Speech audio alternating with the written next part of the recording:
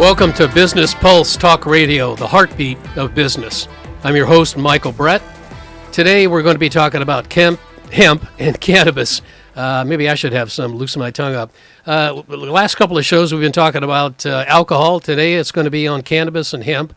And we have a very special guest with us today, a longtime friend of mine for over 20 years, Tony Nick. We're going to be talking about his company, which is, if I get it correct, Hemp of San Diego.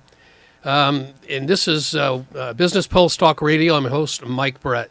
Tony, welcome. Thank you for coming. Thanks, Mike. Always an honor to be here. It's good to see you. Yeah, it's been a long time. Okay, what is Hemp Hub of San Diego? Okay, so Hemp Hub essentially is a company that is a go-to company between the farmers that are growing the hemp, CBD specifically, and extracting it. And then what we are is we're the provider to the dispensaries and the end user. So essentially what we're doing is we're helping the farmers get their product out there. Currently, Hemp Hut has 3 locations and 3 farms that we're dealing with, one in southern Oregon, here in California near San Diego, and then also in Colorado Springs. So the farmers are concentrating on growing the hemp product, and then you're helping them actually commercialize it and get that product in the hands of the consumer? Right, exactly. So let's break it down a little bit more. What's happening is the farmers, once they grow the product, they grow the hemp plant, they actually turn it into either an oil or an isolate. An isolate is actually a powder form, and then those oils and isolates are actually used in the creams, in the waters, in the oils, and the tinctures. So essentially the farmer has not a lot of time, right, after farming and extracting the product to actually get out and market their product. And what's happening in the cannabis space is the folks that are in between are brokers, I guess you'd say, and I'm finding that they're not very efficient. So this is why Hemp Hut became available to the industry, if you will. And what we're going to do is essentially break that barrier and that problem that's happening between the farmer and the end user, be it the dispensary and or a person that's just wanting to buy the product direct from the farm. So we're giving the consumer a different option here that's not available to them.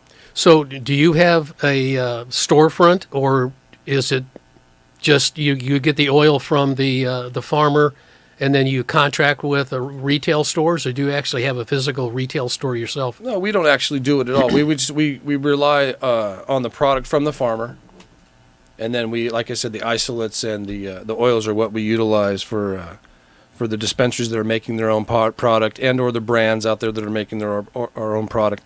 All of our products that we are deriving from each of these farms are all organic. And we like to stay in the local area. We don't really like to branch out too far from where they are. So it's got that table to farm or farm to table type of mentality, and folks are really enjoying that part of it. And people like local products.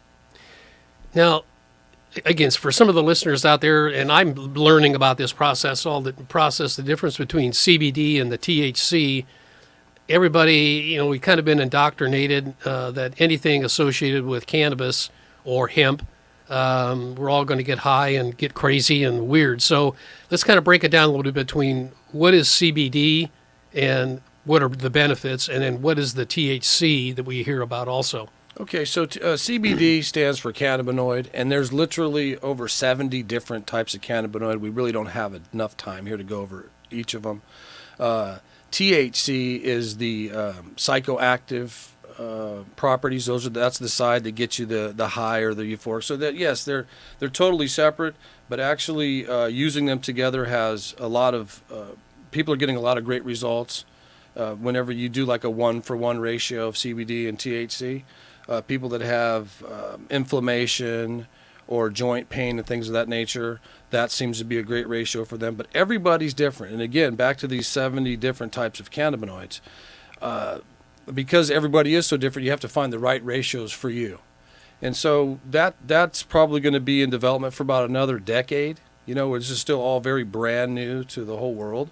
They're just getting great results from the ratios that they're finding now, but you'll find in the future as science starts to break it down more that there'll be more ways of there'll be more benefits and stuff. But right now the pain relief is a big one, anxiety, even depression and things of that nature are being treated with CBD oils and tinctures. So the CBD is, from my understanding, the CBD is the one that has the health properties. That people can consume it by eating a cookie or a brownie, or they can rub it on their skin with an oil.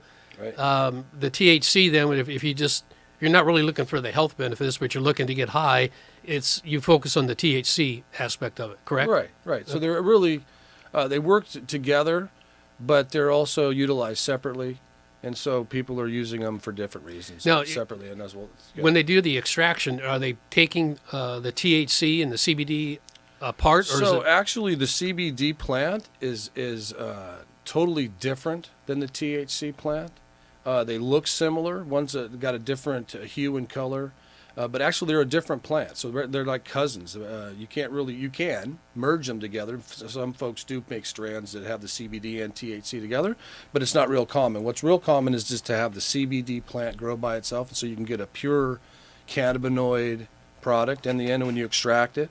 And the THC side, same thing. That plant provides 99% of THC in this plant, but they're separate plants. well, that's something I didn't know. I thought, again, I'm not really that. I never used any weed when I was in college, 40-some years ago. So I'm getting indoctrinated a little bit about, on the business side, what cannabis is all about. But I never really knew that they were two separate plants. So you're saying that there's a plant that just has the CBD health properties, and that plant does not have any THC in it. Correct. And then there's one that has THC, and that's is the one that gets you high. So, Correct. and that really doesn't have the health properties of. No, like I said before, they together they work well for healing properties and different things. For example, this is probably something that you don't know, that President Jimmy Carter, he had some brain tumors, and they gave him CBD oil, and within a month his tumors disappeared. So it's aggressive on cancer tumors and things of that nature.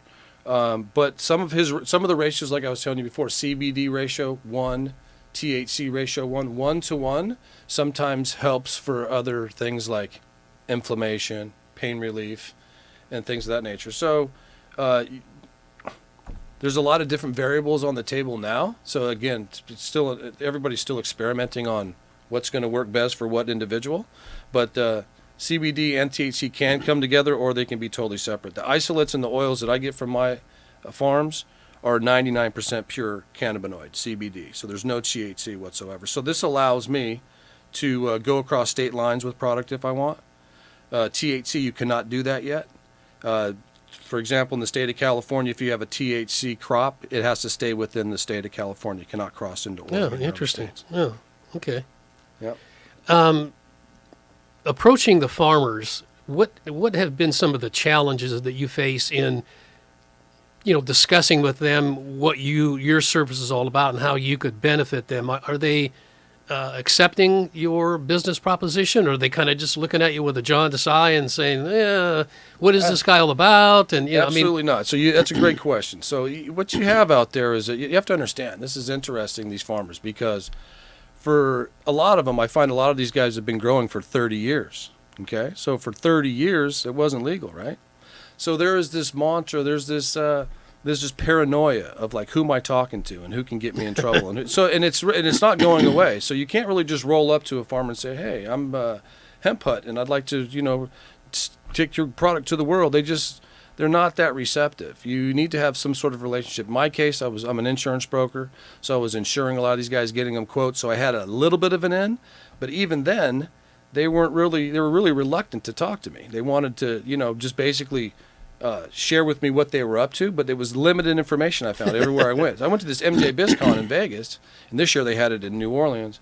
But even there, where they have a booth where they're advertising their product, you go and you talk to them, and they're just sort of limited on what they want to tell you. And a lot of it has to do with the THC CBD issue, meaning if you're here in California and you're growing THC crops, you have certain limitations on what you can grow, and certain rules and regulations in certain cities on how many plants you can have and things of this nature. So again, they're limited as to who they're talking to, because in case you're a federal agent coming up wanting to talk to them, they're You're really speaking not to the wanting talk microphone, them. yeah. Exactly. So they're reluctant. They do their homework and stuff. It's a process to have relationships with these guys. But once you do, what I've found is that they're really receptive. They want to help each other. They want to show the other guys how they're doing it, how their success came from the ground up, and Well, so they don't mind sharing their they don't mind stories. Oh, they don't okay. mind once you get past this barrier. Yeah. Like once you get into the good old boy network, then they're willing to talk with you, share with you, and see how they can help you get to your next level and whatnot. So they're really receptive, but in the beginning, it's kind of difficult. But do the farmers see a benefit to using a service like yours, a kind of, an in-between person to getting their product? Because like you said, they want to spend their time on farming and, and kind of getting that down to a better science. So do they see your service as something they really need and want? I would go as far as to say yes, but at the same time, again, back to their reluctancy to actually associate with anybody providing the service. This is what's provided a lot of these brokers in between. And what happens to a lot of individuals, and this will never happen to our company, but what happens to a lot of companies is once they get in a relationship going with a farmer, then they want to go have it with another farmer, and they want to go have it with another farmer, and then they just start going all over the page, and so certain farms will get neglected. You have to understand, farming is such a tedious process that whenever you get to your cultivation in the end, you have a certain amount of product. And to keep that product fresh and to get it out properly and on time, you want to have the right people that are going to be able to distribute it. But if you become a broker that's going all over the country, and you're going in between, which is happening in this space, then you're not committing to an X amount of product that you committed to that farmer, and now you're doing it somewhere else, and that farmer's left with extra product that he didn't normally have. So to answer, yes, they're receptive, but at the same time, they're very selective on who they utilize their business and whose service they use. And mention again the three states that your company is working in. You mentioned, I think, California, and what are the other two? California, Oregon, and Colorado. Okay. And let's talk about Colorado, because what's interesting about Colorado, I find, is that Colorado is way ahead of us. They're way ahead of every other state. And what's happening, again, unless you have a good relationship with an ex-farmer in Colorado, these trade secrets, if you want to call them that are happening here in California, they're having to figure out. So I was talking to the Colorado people that have been doing this about 5 to 7 years earlier than everybody else, particularly the California people who just started this year. And the California folks are making the same exact mistakes on branding, on labeling, on advertising, but the Colorado folks are sitting back and laughing a little bit, but at the same time, they're realizing this is just how each state is going to have to go about it. They're just going to learn themselves. But the branding companies, the advertising companies, those are the guys that are really coming up in this space, because they're actually being utilized and they're effectively getting results from their advertising. So it's just a unique place. It's a different business right now, but it's worked out really well. It's well. Let me ask: how did you get into this space? I know you mentioned you're in the insurance business, and we'll talk about that in a second. But what made you think about getting into this particular business that you're in now? Did you find that there was a need for aside from being a broker, you don't like that term, but did you find that there was a need for somebody like you to fill this space, and then you did some research, or how did you come up on the idea of getting in this area? It really was the process of quoting for the farmers and the dispensaries out there. I found that there was this big gap, and I heard a lot of complaining, and I sort of heard of inefficiencies financially on how the money was coming in and how it was being utilized. And and the more conventions I went to, the more people I talked to, I realized that a lot of these farms are privatized, and like you just mentioned, the farmers don't have a lot of time. I mean, it takes a lot of time to do their crop, and now that they're taking on the job of extracting it as well, right there on site, there's just not a lot of time to do the rest. So I saw it as an opportunity to help, one. And two, I really love the idea of being a part of something that was making a difference. There's like a lot of the CBD is replacing a lot of the opiates that people are taking. Folks that have PTSD and things of that nature, the Oxycontins and the Valiums and things, the synthetic drugs out there that people are having problems with. I saw the CBD products coming in and making a difference. So it's nice to have a business that not only is profitable and interesting, but it's also something that's helping people.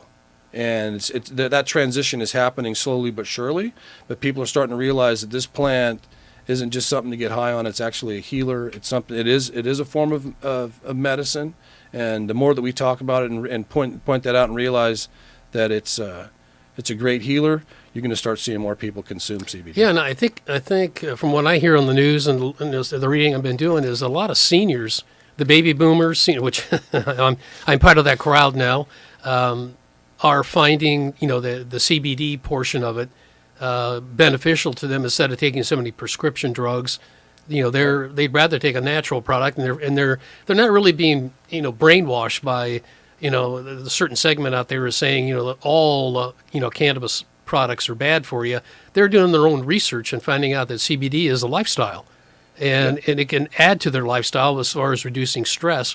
And I think you and I were talking before the show started that you had some insights about reducing stress by using some of the CBD oil. Cover that again. Yeah, it's a stress reliever, anxiety reliever. Again, as a sort of an antidepressant. Folks that are experiencing depression are taking CBD, and they're finding a great calming effect of it. And it's not like anything else out there. For example, I don't know, like a shot of tequila. I like tequila, I take a shot of tequila. The Comisario is really good, by the way. But that's after a long day, you take one or two shots. It's a stress reliever. But guess what? It's also impaired me to drive now, and in some cases to speak. I'm a lightweight, so if I take a couple shots and people call me, they're like, "Have you been drinking?" Yeah, I have. I've had a couple shots. And so CBD doesn't do that to you. You take a couple drops of the oils, for example, under your tongue. I think I shared the story with you about my mom. I'll share it with you now. My buddies thought I was crazy. You're giving your mother cannabis? What are you, nuts? And no. She was actually doing her own research, and she actually asked for it. And so I gave her a couple drops. I got my mom this gym membership, and she works out now, and she's doing a lot of neat things for herself. But she says, Tony, I'm a little low in energy. She's in her 70s. And I says, okay, well, why don't you take a couple of these drops before you go to the gym? She goes, okay. She takes a couple drops. She gets on the treadmill. She's not a real, aggressive person at the gym or whatnot. But she goes and she does her workout. She comes back from this workout and she calls me up. She says, Tony, I'm going to need a bottle of that CBD oil. Why? What's going on? She says, it gives me energy. She says, it gives you energy, right? She says, yeah, I'm getting energy off of this. She said, I did experience a little bit of the calming you're telling me about, but this gives me energy as well. So I'd like to take it before I go to the gym every day. And I says, okay, great. So there's stories like that all the time about people that try it the first time for whatever reason. If they're having knee pain or, joint pain or whatnot, or if they're having inflammation or whatever. It doesn't matter what age you are. The oil or there's CBD waters out now, or these isolates, again, the creams and things of that nature. People are trying it and they're getting results. Yeah, and a lot of the mainstream drugstores are carrying the products. I think Walgreens is carrying them, and CVS starts carrying some of the products. Right. So it's becoming more and more acceptable in the mainstream stores, or the seniors shop, and everybody else happens to shop also. You're listening to Business Pulse Talk Radio, the heartbeat of business, and I'm your host, Michael Brett. I have a guest with me today, Tony Nick, and he's got a business called Hemp Hub, and he helps the hemp farmers get their product, because the farmers want to concentrate on growing the product and extracting the oils, and they need to get that to market. So Tony's company actually helps the farmer get that product into mainstream and down to the consumers. And let's talk about, you mentioned you got into this business kind of through the back door of insurance. Let's talk about that. You're a licensed insurance agent, broker. Right. Now, what kind of insurance policies do the hemp farmers and cannabis companies need or should be looking at in this environment? So the farmers themselves need to get insurance on their product. Like in Napa Valley last year, they had those big fires, wiped out millions of dollars of crops. Insurance wasn't even available back then, so now it's available. So you get a general liability policy that covers the value of that crop. So those folks can get a policy that allows them to be covered in the case of a fire like that. The extraction machines, which is really strange, but you cannot lease this equipment. They started around $700,000 or $800,000, so these guys have to pay full price for this equipment. You have to buy it. You can't lease. You have to buy. You cannot lease. It's the strangest thing. And again, I really don't understand why that is. I've never really bothered to ask, but every guy that I've talked to about it is like, I had to buy it and had to pay full price for it. There's a guy out in San Diego, my CBD guy there has 9 different extracting machines. He paid $1 million each for those. And so they're not cheap, but that's the process. The farmer is taking that unit and extracting their product with it, but they had no insurance up until this time. So now it's available. Before there was like 2 or 3 carriers that were carrying it. Now you have a couple dozen that are, making it affordable. They're bringing the prices down. But as I told you before, what's happening is these guys are so used to not paying insurance. Once they find out how much it is, I found that, yeah. They're like, I've been fine without it so far. So let's, so it's a tough sort of sale. But anyway, the point is that the policies are available for them now. And the farms and the dispensaries will start to insure their products so that they don't, have any damage or whatnot. But I'm finding that a lot of them just were pretty comfortable without having any insurance. Now, I'm sure, you've been, watching the news and the financial news, reading the Wall Street Journal. A lot of cannabis companies are going public. Yes. Either in Canada or getting a listing here in the United States on NASDAQ. There's been a lot of buzz in the media about taking companies public in the cannabis space, and a lot of them have done reverse mergers. Going into a shell from a private company to a public vehicle, and I know you have experience with that, and I think you have a shell available. Give us a little bit of background on that. Sure, absolutely. So Hemp Hub's future it's a really good chance it will be publicly traded. And again, back to these conventions, we found that there's a big gap in between the folks that were considering going public versus now they are because Wall Street was sort of a scary place for, I think, a lot of these companies, again, because of the THC side of it. It's not legal nationwide yet, but once CBD became nationwide, you could legally take those products across state lines. Through that farm bill that was passed not too long ago. It was in January when our current administration took care of that. So now those folks are starting to realize, wow, Wall Street could really help us. We could get some capital from a public company. Being exposed now isn't going to cause us any trouble. We can cross state lines. We're not going to be breaking any laws. So now they're starting to realize that the cannabis space is starting to realize that the capital and the relationships they can have on being public are fantastic. So yes, we've been approached, and yes, we've acquired a couple of public companies, and we'll either consider utilizing those, or we'll use them as assets for some of these other folks that are a little bit farther along than we are. But we've been educating a lot of people on the process of a reverse merger or going straight through a registration process. And you better believe it that there are literally hundreds of millions of dollars in funds on the sidelines just wanting to do anything related to cannabis because they're seeing the money that these guys are making. And coupled with, like I said before, it's a good thing. It's helping people's health, and it's proven to continue to do so. Why don't you give your telephone number out, the best contact number for you, in case the listeners want to get in touch with you and find out more about your business? Absolutely, yeah. It's area code 619-248-4450. It's my direct line. Tony's my name. I'll just answer directly and answer any questions you may have. And if you're an interested investor by chance, we could definitely maybe have some neat conversations there. And then you have an Instagram. A lot of your information's on Instagram right now. Instagram has been hot for us. It's incredible how many people have contacted us there. It's mind-boggling, actually. Hemp Hut San Diego is our name there. And let me spell it for you. HempHutSandiego. Hemp Hut San Diego. Excellent. So you can go there anytime, and we'll definitely make contact with you there. Good. And you're listening to Business Pulse, the heartbeat of business. I'm your host, Michael Brett. And we've had a great conversation today with Tony Nick, talking about cannabis, hemp, CBD, THC, and helping some of the farmers out to get their product to market. We're going to have more shows. Tony's going to come back on the show again next month and kind of give us an update on where he's at with his business.